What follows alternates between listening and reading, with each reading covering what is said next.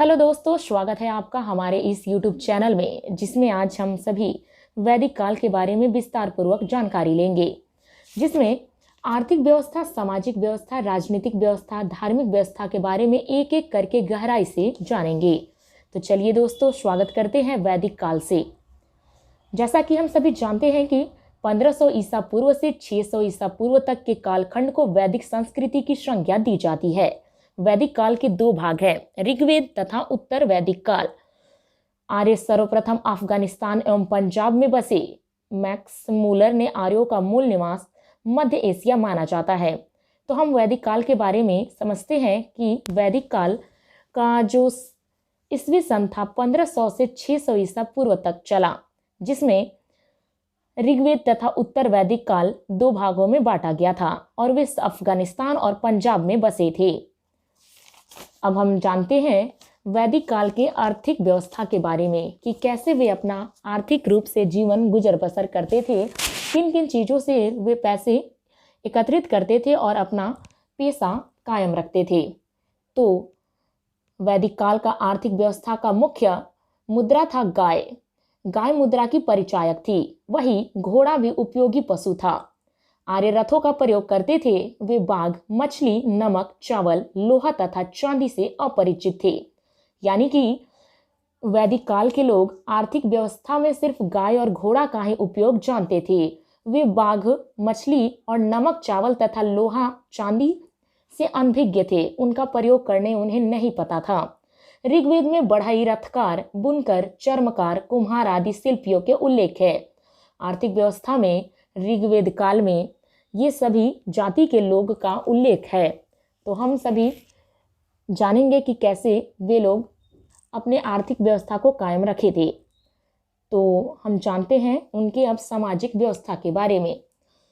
समाज पितृसत्तात्मक था। सामाजिक विभाजन कर्ममूलक था। जैसा कि पिता से जो संस्कार मिलते हैं, जो पीढ़ी दर पीढ़ी आगे बढ़ती है, वही सामाजिक व्यवस्था थी। बाल विवाह, तलाक, सती प्रथा, जाति प्रथा, प्रदा प्रथा आदि का प्रचलन नहीं था। वैदिक काल में इन सभी प्रथाओं का निषेध था। बाल विवाह नहीं हुआ करते थे तथा तलाक, सती प्रथा, जाति प्रथा और पर्दा प्रथा भी नहीं था। जीवन भर अविवाहित रहने वाली महिलाओं को अमाजू कहा जाता था। तो सभी याद रखेंगे कि वैदिक काल में जो महिलाएं जीवन भर अविवाहित रहती थी, उनको अमाजू कहा जाता था। तो चलिए, अभी हमने आर्थिक व्यवस्था, सामाजिक व्यवस्था के बारे में जाना। अब हम राजनीतिक व्यवस्था के बारे में जानेंगे।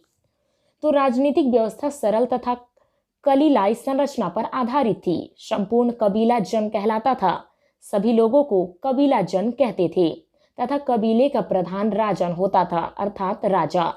सभा, समिति, विधत आदि संस्थाएं राजा पर नियंत्रण रखती थी। परिवारों के समूह को ग्राम तथा ग्राम के प्रधान को ग्रामणी कहा जाता था। और आपको बता दें कि आर्यों की भाषा संस्कृत थी। तो दोस्तों, सभी लोग याद रखेंगे कि राजनीतिक व्यवस्था में परिवारों को, समूह को ग्राम तथा ग्राम के प्रधान को ही ग्रामणी कहा जाता था और उनकी भाषा संस्कृत थी, जो कि प्राचीनतम भाषा भी कही जाती है। अब जानेंगे उनकी धार्मिक व्यवस्था को। ऋग्वैदिक काल में इंद्र महत्वपूर्ण देवता माने जाते थे। इन्हें ऋग्वेद में पुरंदर भी कहा गया है। जैसा कि इंद्र को पुरंदर, छत्रधारी कहते हैं, ठीक उसी प्रकार ऋग्वेद काल में लोग इंद्र को ही महत्वपूर्ण देवता मानते थे। दूसरा महत्वपूर्ण देवता अग्नि तथा तीसरा महत्वपूर्ण देवता वरुण को मानते थे। वरुण नैतिकता का स्वामी थे। स्तुति पाठ तथा यज्ञ द्वारा उपासना की जाती थी तथा यज्ञ में बलि के रूप में शाक सब्जी, जौ आदि भेंट दी जाती थी। वही सोम को पेय पदार्थ का देवता माना जाता था। जिस प्रकार 5 मूल तत्व होते हैं, अग्नि, वायु, वरुण, सोम, ठीक उसी प्रकार इन सभी को ऋग्वेद काल में महत्वपूर्ण देवता माना जाता था। ऋग्वेद में सर्वाधिक पवित्र नदी के रूप में सरस्वती को नदीतमा कहा गया है। सत्यमेव जयते, मुंडकोश निषद तथा अस्तोमा सदगम्या ऋग्वेद से लिखा गया है। तो सभी याद रखेंगे कि सबसे महत्वपूर्ण नदी और मुख्य नदी ऋग्वेद काल में सरस्वती नदी को माना गया। तो दोस्तों आज की इस वीडियो में बस इतना ही, और मिलते हैं हम लोग नेक्स्ट वीडियो में कुछ नए, कुछ बेहतरीन ढंग से इतिहास के बारे में जानकारी लेकर। तो दोस्तों यदि आप लोगों को वीडियो पसंद आया होगा तो लाइक एंड सब्सक्राइब जरूर करेंगे। Thank you.